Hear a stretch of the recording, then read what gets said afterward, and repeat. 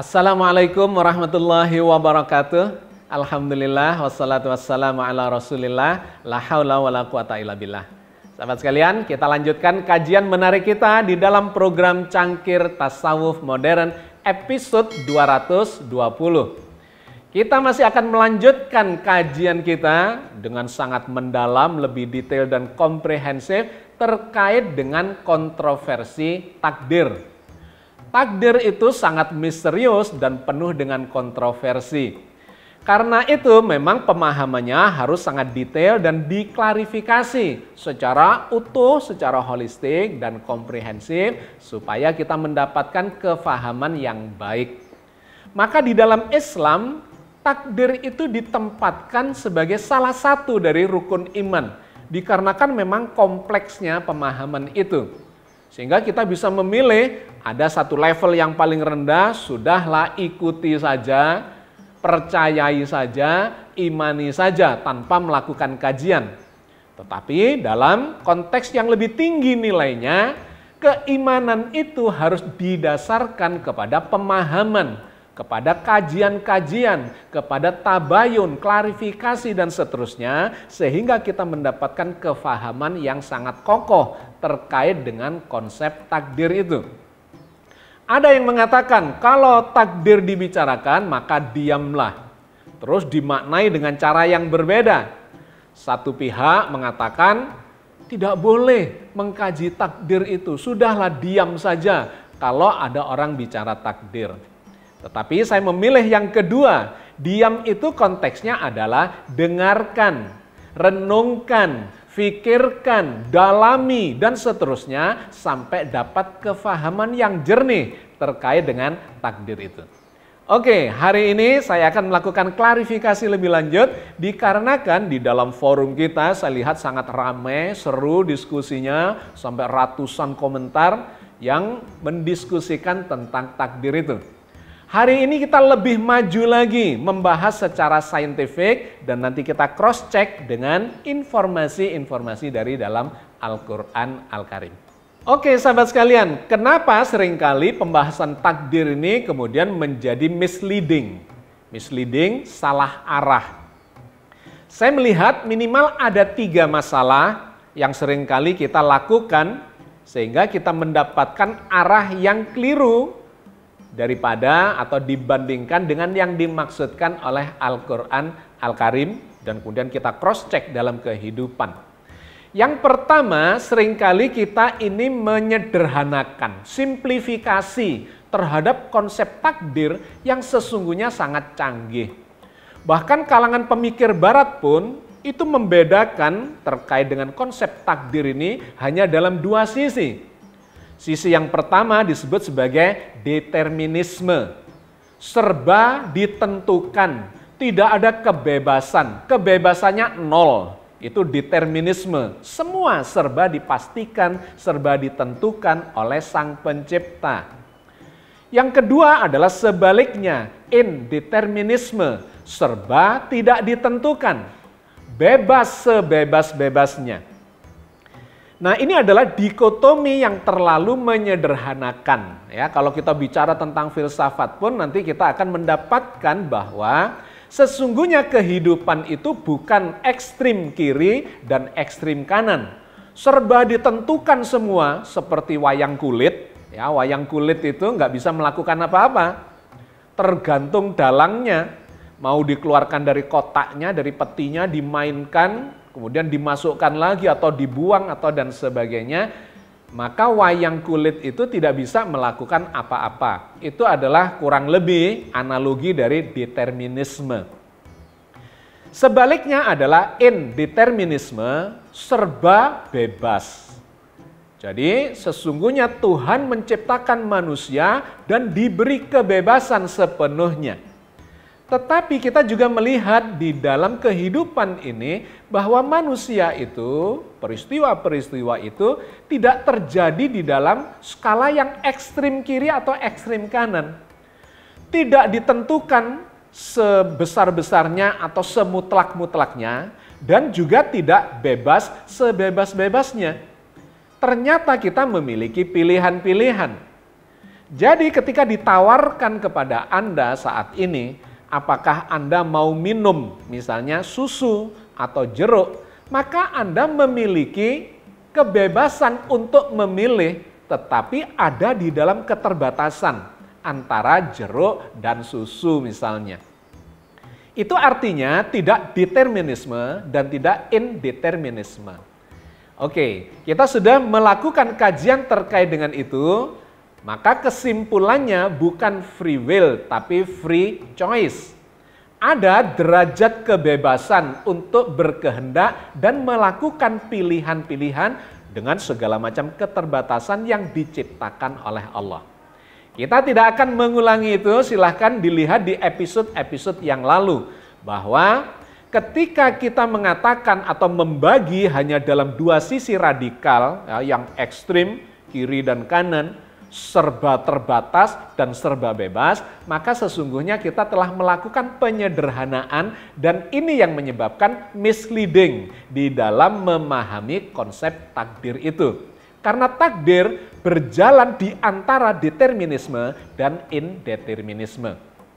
Oke, itu adalah poin yang pertama. Jangan menyederhanakan, mensimplifikasi masalah sehingga menjadi salah arah atau misleading itu. Yang kedua, seringkali kita menganggap konsep takdir itu adalah linier. Ini juga menyederhanakan sesungguhnya. Linier itu setelah 1 pasti 2, setelah 2 pasti 3, 4, 5, 6, dan seterusnya. Itu linier. Kita juga sudah mengkaji di episode-episode yang lalu bahwa takdir tidak berjalan secara linier, melainkan secara algoritmik. Algoritmik itu adalah if then. Jika kondisinya begini, then maka hasilnya akan begini. Jika kondisinya begitu, maka hasilnya akan begitu. Jadi ada kondisi yang menyertainya, yang kemudian kita kenal sebagai sunatullah atau hukum alam, yang bekerja secara sebab akibat. Sebuah peristiwa itu terjadi pasti dikarenakan ada penyebabnya yang mendahului.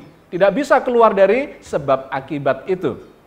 Yang kedua, sebuah reaksi, sebuah peristiwa itu adalah reaksi dari aksi yang diberikan. Yang ketiga, ada mekanisme keseimbangan. Jadi kalau sebab akibat dan aksi reaksi sudah berjalan sampai menemukan keseimbangannya, maka menjadi normal kembali. Jadi sahabat sekalian, peristiwa berjalan di dalam sistem sunatullah atau hukum alam, sehingga kemudian kita bisa memastikan sebuah peristiwa itu adalah dikarenakan variabel-variabel yang menyertai dan kondisi-kondisi yang menyertainya. Maka kita tidak bisa melakukan pemahaman takdir secara linier itu, bukan linier, bergantung pada kondisi yang menyertai. Ketika sistem itu diganggu dengan sebuah usaha, sebuah energi yang dimasukkan, sebuah upaya yang dimasukkan, maka sistem akan berubah dan menghasilkan takdir yang berbeda. Jadi tidak linear, tidak selalu setelah 2 itu 3. Bisa setelah 2 pilihan, 2A, 2B. 2B-nya ada pilihan, C dan D dan seterusnya. Ini setiap peristiwa itu memiliki alternatif sesuai dengan kondisinya. Kalau ini kita sederhanakan, maka kita akan mengalami salah arah atau misleading di dalam memahami konsep takdir. Kemudian yang ketiga yang seringkali membuat kita salah arah juga, misleading juga adalah kita mengambil posisi sebagai Tuhan. Ya, seakan-akan kita ini tahu sudut pandang Allah, sudut pandang Tuhan. Terus kita merasa bisa memahami semuanya. Padahal kita berada di dalam sistem. Kita berada di dalam proses. Kita berada di dalam urutan waktu. Sehingga kalau kita berada di waktu sekarang, kita ini tidak tahu 1 jam lagi apa yang bakal terjadi. Sehingga jangan memposisikan diri kita ada di luar waktu. Hanya Allah yang berada di luar waktu, karena waktu itu berada justru di dalam Allah, bukan Allah di dalam waktu. Allah tidak terikat di dalam gerak waktu atau dinamika waktu, berbeda dengan manusia. Takdir itu terjadi pada urutan waktu, pada makhluk yang terikat oleh ruang, di mana takdir itu terjadi sesuai dengan kondisi yang ada di tempat itu. Kapan takdir itu terjadi, itu bergantung pada waktunya kapan. Kemarin, hari ini, besok, takdir senantiasa berubah. Sekali lagi, tidak bersifat linier, tetapi bersifat algoritmik. Nah, yang ketiga itu adalah kita seringkali mengambil posisi sudut pandang Allah untuk memahami, seakan-akan kita bisa melihat seluruhnya dari peristiwa A sampai Z, dengan segala macam cabang alternatifnya itu. Nah, 3 hal inilah yang seringkali menjebak kita. Seakan-akan kita ini bisa mengetahui konsep takdir itu dalam konteks yang utuh. Padahal kita hanya mengambil sudut pandang sebagiannya saja. Maka ada yang disebut dengan istilah blank spot. Apa itu blank spot? Blank spot itu adalah titik yang blank, kosong dalam arti kita tidak memahami. Misalnya begini, sudut pandang mata saya itu memiliki blank spot. Ada bagian dari realitas yang tidak tertangkap oleh pandangan mata saya. Saya hanya bisa memahami sudut pandangnya kira-kira sekian, ya. Di luar ini saya tidak bisa melihatnya. Di samping 90 derajat ya dari penglihatan saya tidak bisa melihat. Apalagi di belakang, di atas, di dalam diri saya, di balik tembok dan sebagainya, terlalu banyak blank spot yang saya tidak paham. Maka kalau saya ditanya terhadap kesimpulan atau untuk menyimpulkan sebuah realitas, kesimpulan yang saya berikan itu dikurangi kepahaman saya terhadap blank spot itu. Jadi pasti tidak akan 100%, mungkin 80%. Mungkin lebih rendah lagi cuma 50%, atau bahkan barangkali cuma 10%, atau bahkan cuma 1%. Jadi semakin banyak blank spot yang kita miliki, maka sudut pandang kita itu semakin sempit. Nah, ini dipahami oleh ilmu pengetahuan semakin mutakhir, maka semakin memberikan gambaran bahwa peristiwa, dan itu kemudian kurang lebih sama dengan takdir, ya. Jadi kalau kita bicara peristiwa, berarti itu adalah takdir yang terjadi pada saat itu. Ternyata itu bergantung pada banyak hal dan sangat dipengaruhi oleh blank spot itu. Bagi Anda yang suka memahami atau mempelajari sains, khususnya terkait dengan perkembangan fisika, ya, fisika klasik sampai fisika modern, maka kita akan bisa mendapatkan gambaran-gambaran yang menarik terkait dengan pemahaman kita terhadap realitas atau terhadap takdir itu. Ada sebuah proses evolusi, bahkan kemudian menjadi revolusi, terkait dengan pemahaman atas realitas alam semesta ini. Yang digambarkan paling lama itu dalam fisika klasik disebut sebagai fisika Newton atau era Newtonian. Di mana di zamannya Isaac Newton digambarkan bahwa ilmu fisika adalah ilmu yang mempelajari hal-hal yang bersifat fisikal, ya, materi, energi, pokoknya bisa difahami, dibuktikan secara baik fisik maupun energi, ya, ruang waktu diformulasikan secara fisikal, maka itu adalah berada di dalam ruang lingkup pembelajaran ilmu fisika. Kita mengenal ada yang disebut sebagai fisika Newtonian, zamannya Isaac Newton. di mana dia membuat formulasi-formulasi untuk memprediksi sebuah dinamika peristiwa yang dengan rumus-rumusnya dia kemudian bisa memprediksi sebuah masa depan. Katakanlah kaitannya dengan konteks yang kita bicarakan ini adalah takdir sebuah eksistensi ke masa depan. Misal gampangannya, ada sebuah benda bergerak dengan kecepatan 10 km per jam, menempuh jarak 100 km. Maka bisa dihitung berapa lama benda itu bisa menyelesaikan jarak 100 km itu dengan kecepatan 10 km per jam. Maka dengan sangat mudah kita bisa menghitung 100 dibagi 10, ketemulah waktunya, durasi waktunya 10 jam. Dia akan sampai di finish. Itu adalah era Newtonian, di mana ternyata ini konsep yang sangat ideal. Kondisi yang menyertai dianggap ideal. Karena pada kenyataannya, kalau ada sebuah mobil, kemudian bergerak dengan kecepatan 10 km per jam, menempuh jarak 100 km, belum tentu dia sampai di finish itu dalam waktu 10 jam. Kenapa? Dikarenakan di jalan itu bisa terjadi segala macam. Bannya meletus, sehingga dia tidak sampai di sana dalam waktu yang ditentukan.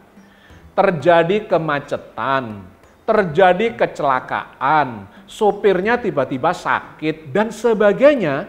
Bisa terjadi ratusan, ribuan, atau jutaan variabel yang menyebabkan hitungan itu tadi, ya, hitungan sangat ideal itu tidak terjadi.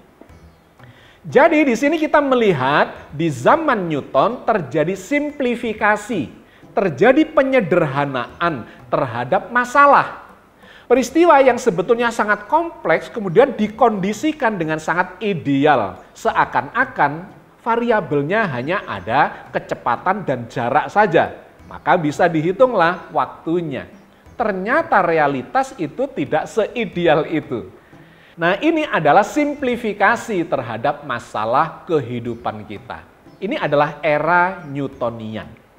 Dalam perkembangan sains yang lebih maju, kemudian dimasukkanlah variabel-variabel yang mempengaruhi terjadinya perbedaan hasil itu, dikarenakan kondisi yang berbeda. Maka setelah era Newtonian, muncullah era Einsteinian. Di mana di zamannya Einstein ini dimasukkan variabel-variabel yang tidak terjadi atau tidak dimasukkan di zamannya Newton itu. Apa di antaranya yang kemudian sangat terkenal adalah pengamat. Ternyata peristiwa itu sangat dipengaruhi oleh kondisi pengamat. Kita mengenal teori yang namanya teori relativitas yang sangat terkenal dari Einstein itu. Bahwa sebuah peristiwa itu ternyata bergantung kepada pengamatnya. Saya kasih contoh. Kalau ada sebuah kereta berjalan dengan kecepatan 100 km per jam. Di atas kereta itu ada orang juga berjalan, bergerak searah dengan kecepatan kereta. Katakanlah sama-sama ke arah utara. Maka ditanyakan berapa kecepatan orang yang berjalan di atas kereta itu. Jawabannya ini tidak mutlak, tapi bergantung pada pengamat. Bagi orang yang berada di dalam kereta, yang duduk di dalam kereta, maka dia ini berdampingan dengan orang yang berjalan, dia akan mengatakan orang yang berjalan itu kecepatannya cuma 10 km per jam. Karena dia sama-sama bergerak di atas kereta. Tetapi bagi pengamat yang ada di stasiun, maka akan berbeda. Kecepatan orang di atas kereta itu adalah kecepatan kereta 100 km per jam, ditambah orang itu berjalan 10 km per jam terhadap kereta itu. Jadi berapa kecepatan dia terhadap orang yang mengamati di stasiun? Kecepatannya adalah 100 ditambah 10, jadi 110. Anda lihat ini, takdirnya berbeda. Bagi siapa? Bagi pengamat yang berbeda. Ini adalah zaman relativitas, ya, di zamannya Einstein, bahwa realitas bergantung kepada sudut pandang dari pengamatnya.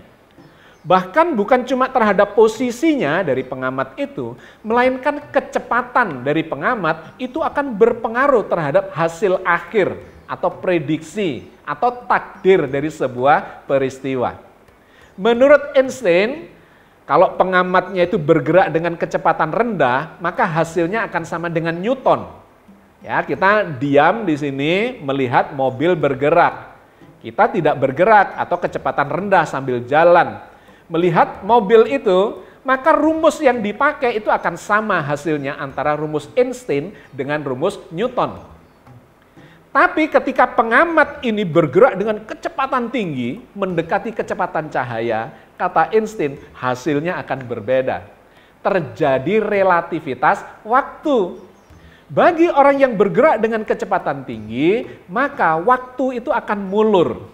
Ya, mengikuti rumus relativitas waktu, T sama dengan T0 per akar 1 min V kuadrat per C kuadrat. Jadi kalau dimasukkan ke situ, akan terjadi pemuluran waktu. Kita pernah membahas ini terkait dengan kecepatan malaikat misalnya. Di mana satu harinya malaikat, kata Al-Quran, bisa setara dengan 50.000 tahun. Itu kalau dimasukkan ke hitungan ini, maka kita akan mendapatkan gambarannya secara baik.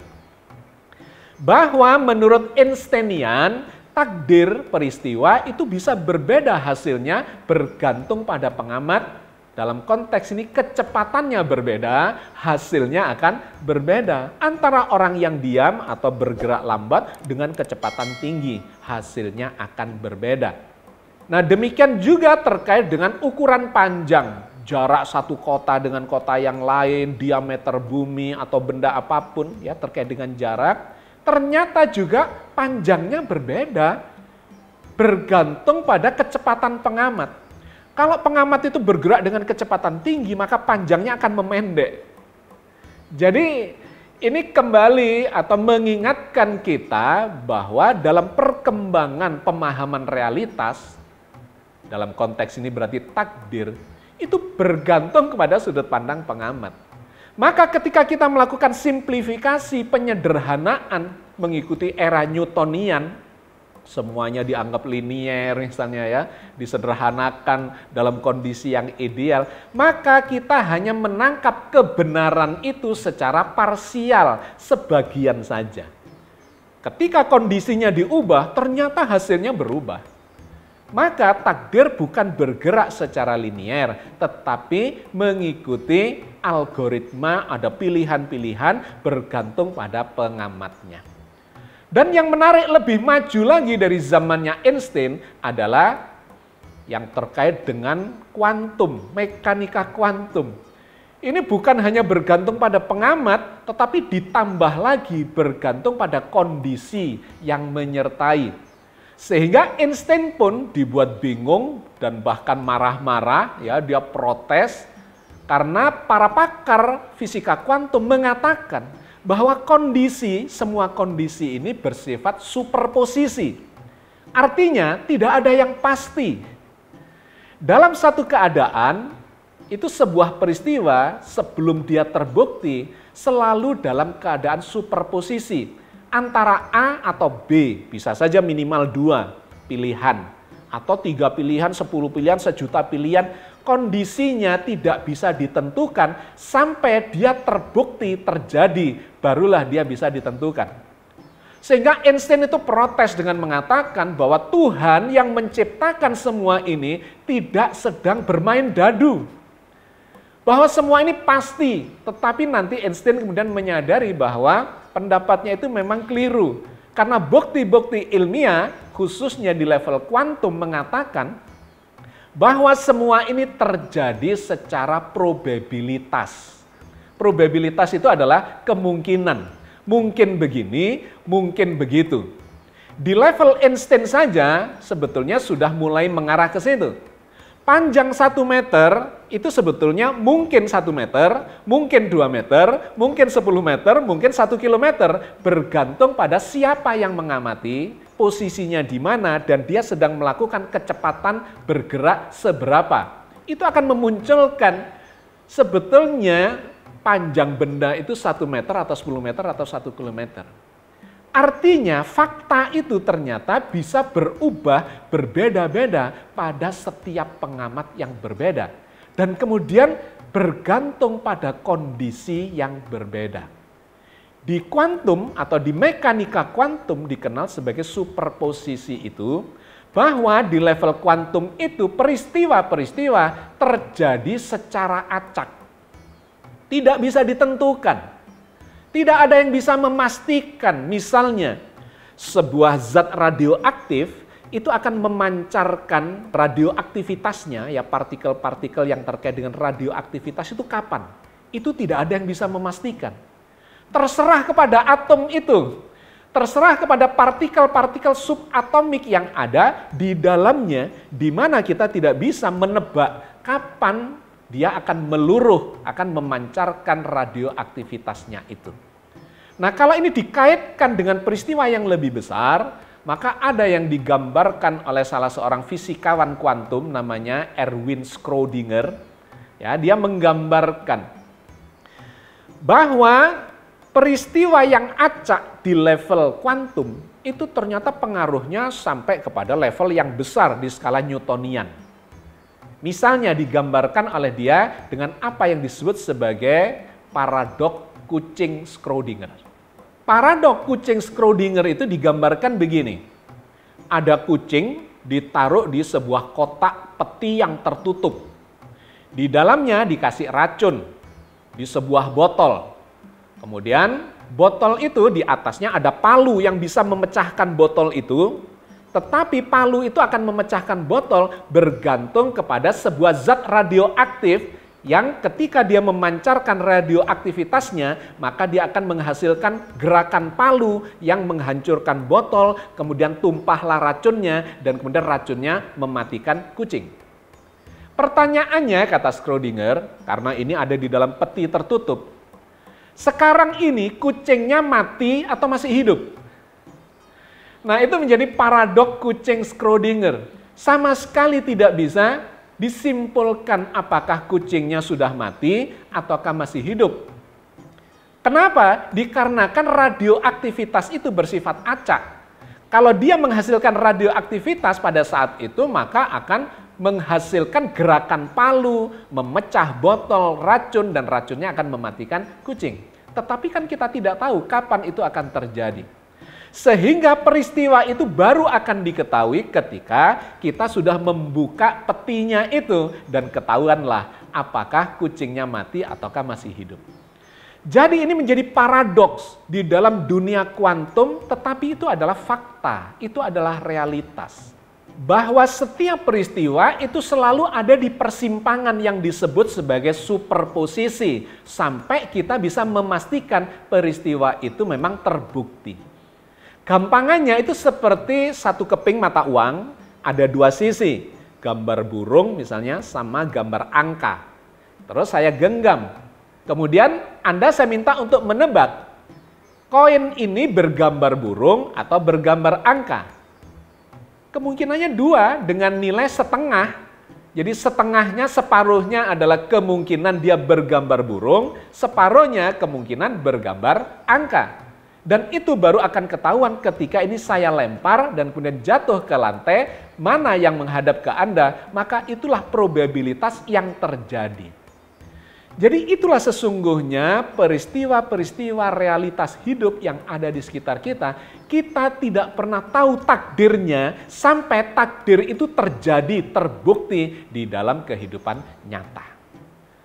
Maka kalau kita bicara secara logika, rasionalitas, secara saintifik, sesungguhnya ilmu pengetahuan pun sudah memberikan gambaran kepada kita bahwa kita tidak bisa mensimplifikasi, menyederhanakan proses terjadinya takdir itu dengan linier, tetapi harus algoritma. Itu pun ditambah dengan siapa pengamatnya. Masih ditambah lagi bagaimana kondisi yang menyertainya, karena semuanya berjalan seiring dengan probabilitasnya. Nah, kadang-kadang kita mengambil posisi terlalu pede, mengambil posisi mengetahui segalanya itu, padahal para ilmuwan pun selevel Einstein, Schrödinger dan sebagainya, para pakar-pakar ilmuwan yang hebat-hebat itu juga berada di dalam ketidakpastian sampai memunculkan ada yang namanya prinsip ketidakpastian Heisenberg, bahwa semua ini memang serba tidak pasti sampai dia terbukti terjadi. Nah, maka Allah memberikan gambaran di dalam Al-Quran, dalam surat Saba 53, agar kita ini tidak terlalu pede, keminter kata Al-Quran, untuk mengambil sudut pandang Allah terhadap hal-hal yang gaib, di mana kita memiliki blank spot sedemikian banyaknya, memang tidak memahami, tidak mengetahui, bahkan tidak menyadari tentang keberadaan sudut pandang itu. Allah berfirman terkait dengan hal itu dalam surat Saba 53. Wa yaqdifuna bil ghaibi mim makanin ba'id. Dan mereka menduga-duga tentang yang gaib dari tempat yang jauh. Jadi Anda bisa membayangkan kata ayat ini, menduga-duga sesuatu yang gaib dari tempat yang jauh. Itu triple masalahnya. Yang pertama menduga-duga artinya tidak pasti. Sesuatu yang gaib artinya memang sesuatu yang tidak diketahui. Dan yang ketiga, dari tempat yang jauh.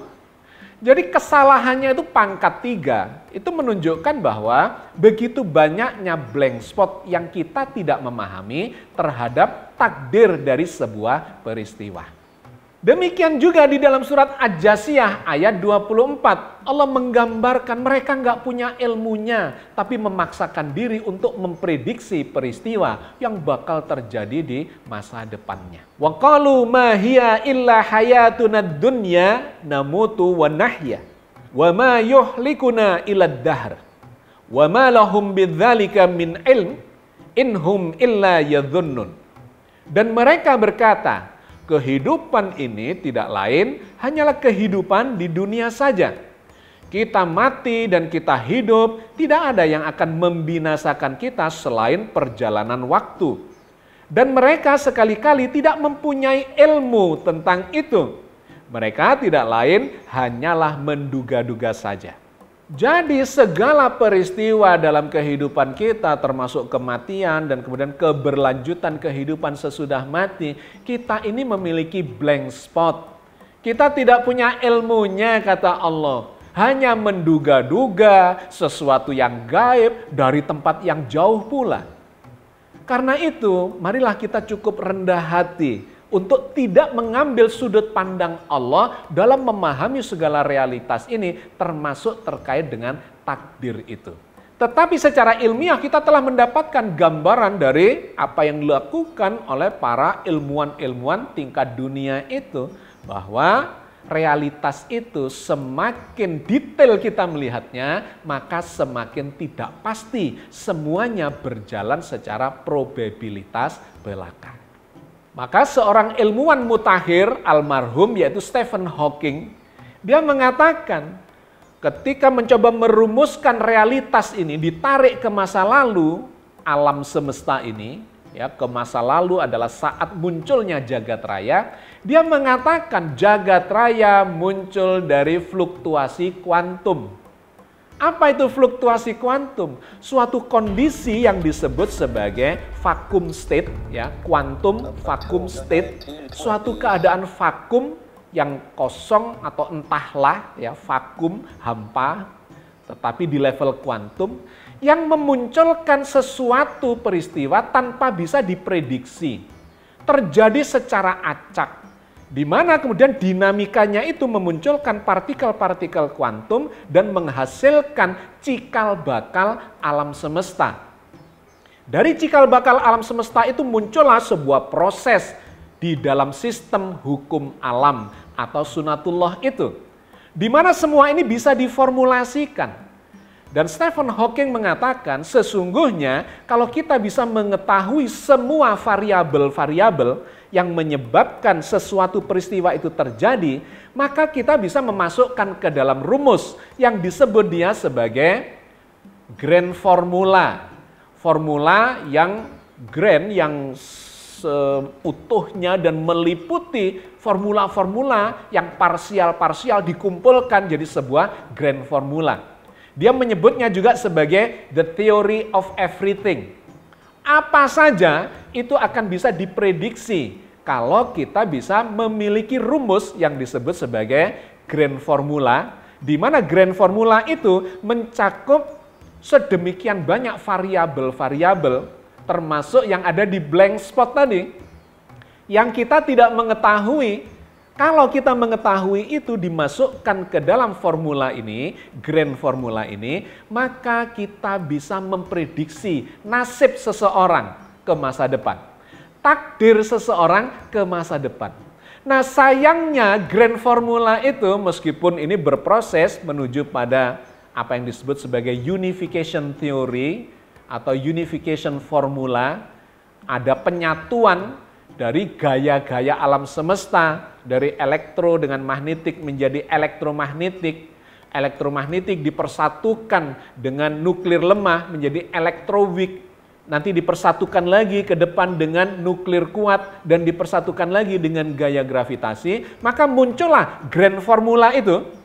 Kalau itu bisa didapatkan, kata Stephen Hawking, dan kemudian kita tahu variabel-variabel yang berpengaruh terhadap seluruh peristiwa di jagat raya, maka dia bilang akan bisa menebak, bahkan menghitung, memastikan bahwa takdir seseorang, takdir sebuah peristiwa, takdir alam semesta ke masa depan itu adalah demikian.